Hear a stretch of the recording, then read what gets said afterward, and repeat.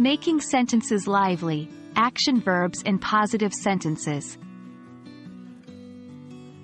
Hello, English learners. Today we're delving deep into the exciting world of action verbs. Specifically, we're going to explore how to use action verbs in positive sentences. This will help make your sentences lively and dynamic. Let's dive in. Action verbs, also known as dynamic verbs, express a physical or mental action.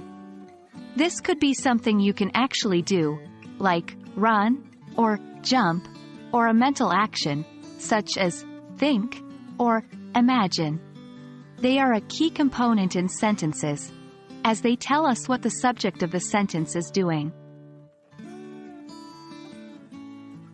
Remember that the basic sentence structure in English is subject plus verb plus object. The subject is the doer of the action, the verb represents the action itself, and the object is the entity receiving the action. For example, in the sentence, John plays the guitar. John is the subject, plays is the action verb, and the guitar is the object. Now, let's look at how to use action verbs in positive sentences. Positive sentences are simple declarative sentences that express an affirmative action. The action can be ongoing, present tense, completed, past tense, or yet to occur, future tense. For instance, she reads a book, present tense. They played football, past tense. He will cook dinner, future tense. Notice that the action verb changes depending on the tense. It's important to learn the different forms of action verbs for each tense. Let's look at more examples of action verbs in positive sentences. Each sentence will include a unique action verb to help you expand your vocabulary. 1. The cat chases the mouse.